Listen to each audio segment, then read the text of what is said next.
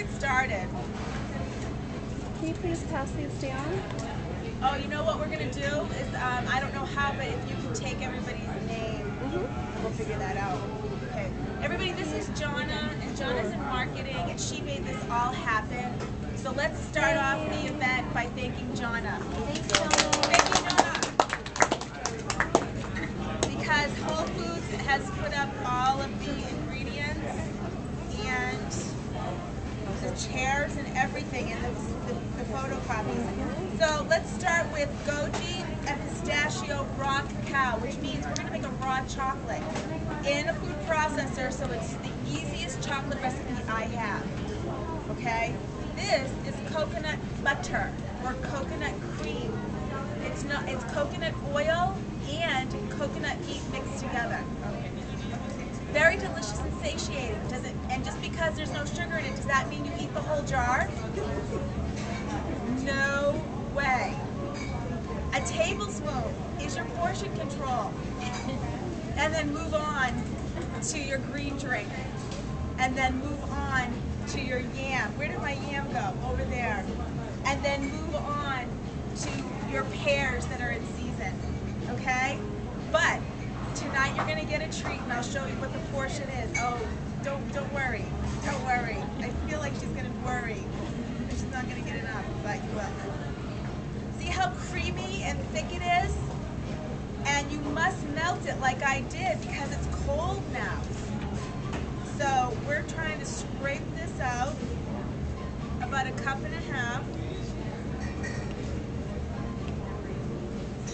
or a cup and a quarter, like the recipe says.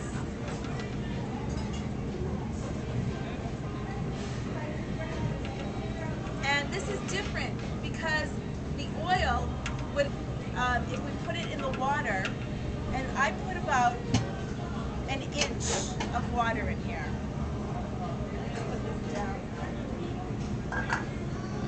And because it's in glass, you can melt it on the stovetop, which is very easy.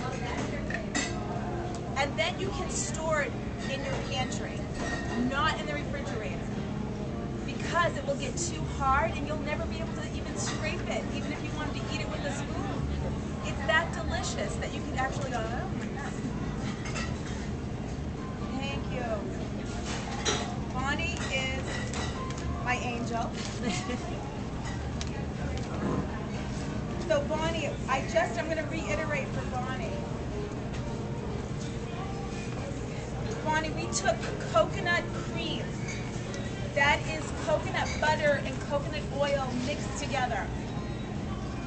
And we melted it and put it in the food processor. Okay? How many people have food processors? You need one for this recipe, not a blender. Okay? Or you can do it by hand, and everything will be really chunky. So don't worry, you can do it by hand. The next ingredient are, let's talk about our sugars. So you guys want to be sugar-free, you've come to the right place. Because I use agave tonight, and I'll be using C-Sweet. This is a fructose, low glycemic sweetener. This is a 0-calorie, 0-glycemic, all-natural sweetener. I'm putting them together because in my cookbook, in my technique, I blend flavors to make it taste the best way possible. One sugar alternative does not cut the cake. You cannot substitute cup for cup C-Sweet in a baking recipe because, number one, the sugar will not hold in the moisture that the recipe needs.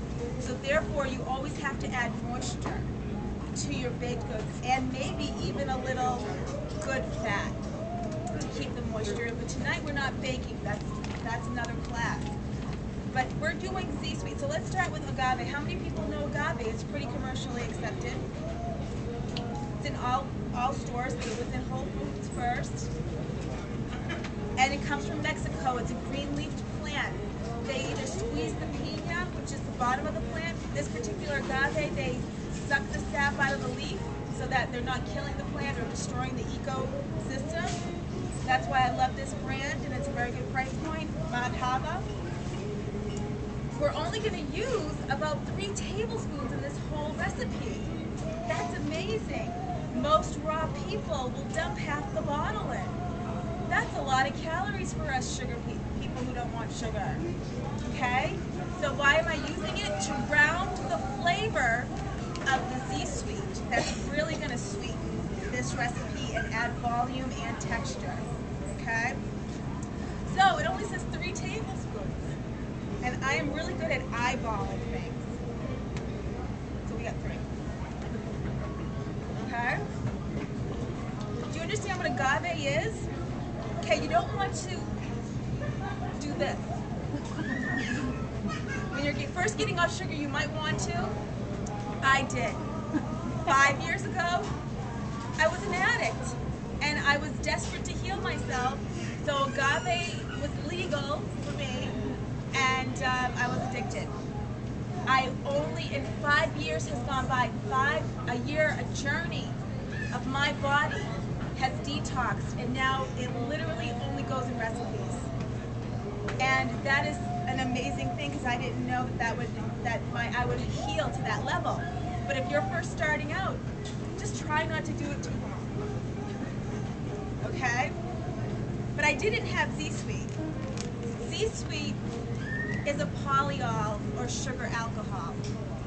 Okay? But don't be turned off by the word alcohol. It just means it is a long chain polysaccharide that our bodies don't recognize. We don't have a digestive enzyme for, so it passes through as fiber. It's taken from fruit and vegetable fiber. It goes through an enzymatic process and it becomes fermented. It's the only sugar alcohol that's fermented. Now we all know, if we're in the raw community, that fermentation is good for the body. Okay? For like kimchi, kefirs. Okay, those help digestion and give you probiotics. So here we have a sugar alcohol sweetener, 0 calories, coming from fruit and vegetable fiber. It's not like xylitol that's chemically processed. That's why people have digestive problems. There's no xylitol or other sugar alcohols in my cookbook. But I was desperate to make the best baked goods, and I needed volume. If you're not cooking with sugar and you're not baking with gluten, what's left? Not much. If you're a baker, you know that you need science. You need ingredients. So this helps, but I never use more than about a half a cup. I don't do cup for cup. I do other ingredients for volume, and I will only use about a half a cup as the most for agave. So it's an amazing process, and then I'll heighten it with stevia a lot of times. But for tonight, we're going to add the Z-Sweet. Thank you. 1/4 cup.